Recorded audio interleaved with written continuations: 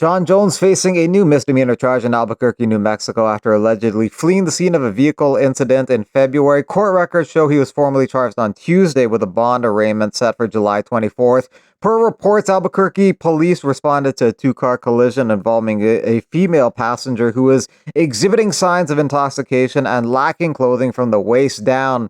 She identified Jones as a driver, stating he fled on foot before she called him. During a call facilitated by a police service aide, Jones, speaking with the police, allegedly sounded heavily intoxicated and made allusions to violence while avoiding to identify himself. Police spoke with him directly days later, and Jones claimed the woman had left his residence intoxicated earlier in the day, and he only learned of the crash when she called him from the scene. The woman reportedly told investigators she had consumed alcohol and mushrooms at Jones's home, changed clothes there, and then remembered waking up at the accident scene. And Jones was the last person she recalled driving the car. Records show that Jones called her phone 13 times between the time of the crash and the following morning. This isn't Jones's first incident involving a vehicle. In 2015, he pled guilty to leaving the scene of a hit and run in New Mexico involving two other cars. One, which was occupied by a pregnant woman. He received 18 months probation and lost his light heavyweight title. The timing of this event is notable. The new charge came just after Jones formally announced his retirement.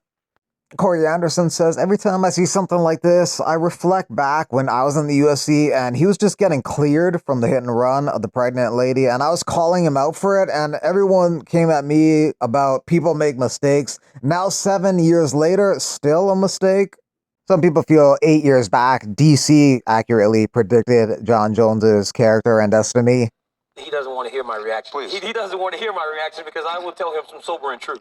Please. Sobering truth is his history dictates and determines that the same thing is going to happen. That is his character. That is him at his core. I look at that young lady, the PR lady that's on his team now, and I see in her eyes, she knows she's fighting a losing battle. I look at his coaches. I see that these guys know that this kid will not change. He will not change. He's the same guy. He's rotten at his core, and he will continue to up. Don't you think that people can learn from their mistakes? Mistakes? Mistakes. You don't constantly make mistakes. No. You make mistakes, but you don't do them over and over No. and over and over. No, Says who? you don't do that. If Says you who? know when you make a mistake, it changes you. You try to make yourself better. Not necessarily. And this is many times we've heard this speech. John, this isn't the first time you've told us this. No, same absolutely. thing. You know what? This isn't the first time you've told us that. So how am I supposed to believe this guy? I don't need to actually. I actually give two if Jon Jones is in jail. I can give two. I just don't want anything life-threatening to happen to him. But anything else, I don't give a damn if Jon Jones is. I don't care what happens with him. You know, every great champion, from Muhammad Ali to George St. Pierre to Chuck Liddell to myself, they've all left the ladder down. Very few people don't. Very few people leave without opening the door for that next guy to get a chance. Khabib did it. Floyd Mayweather never really gave that opportunity. Floyd said, I'm going to protect what I got. Make a lot of money and take the fights when I want them, where I want them. That's what John's doing. Doesn't want to fight Tom. And I honestly feel like if Tom loses, he would come back.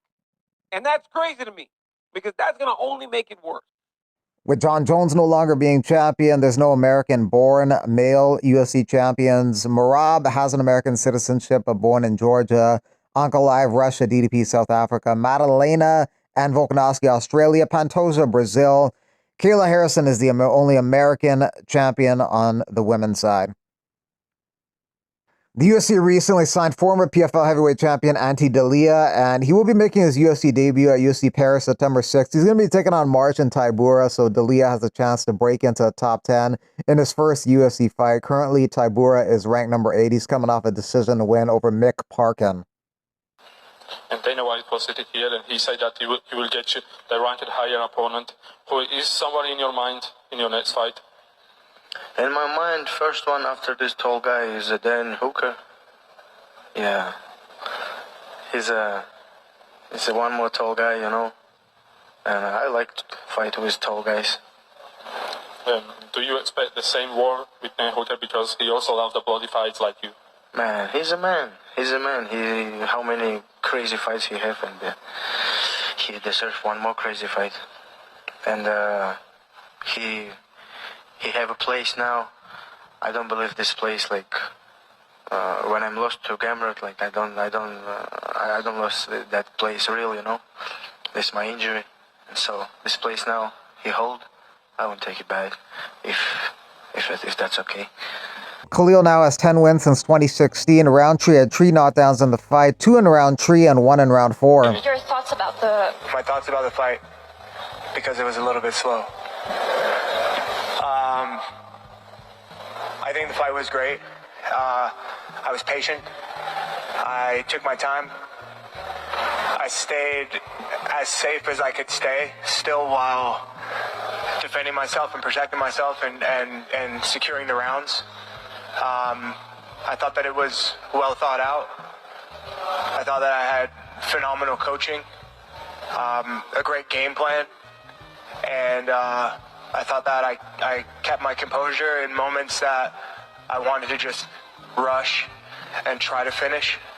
I held myself back for the sake of going the distance and gaining more experience in the octagon.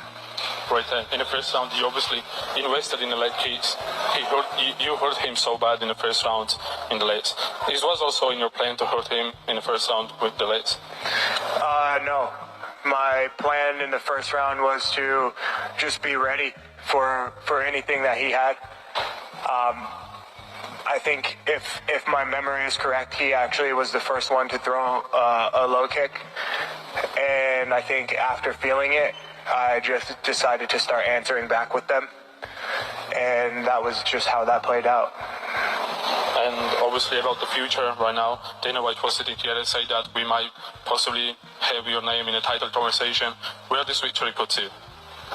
Where does this victory put me? Wherever the UFC puts me. I say it over and over again, what I want. I think it's clear what I want and what I'm aiming at. But it is up to the UFC.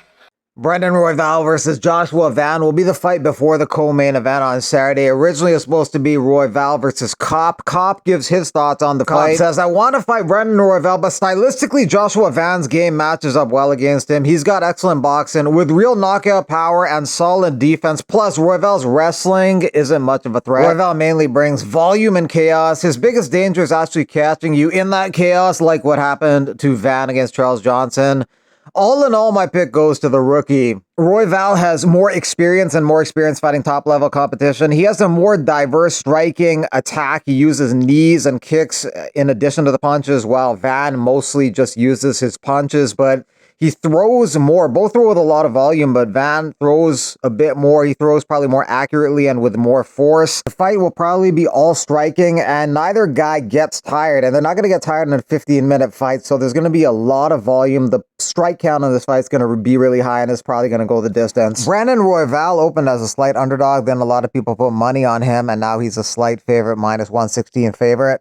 Those people betting on him assume he'll do what he did in his last fight, knock off a prospect like he did with Tyra in his last fight. However, this is stylistically a very different matchup. Confidence-wise, it's going to be interesting because Brandon Royval has the confidence of fighting the best and beating the best and being the #1 guy in the division. However, he's coming off a concussion, so that's got to mess with your head in many senses of the word. And right now, Joshua Van is brimming with confidence and being very active since Royval last fought. Van has fought 3 times and won 3 times, so he has 3 victories in the span of 6 months.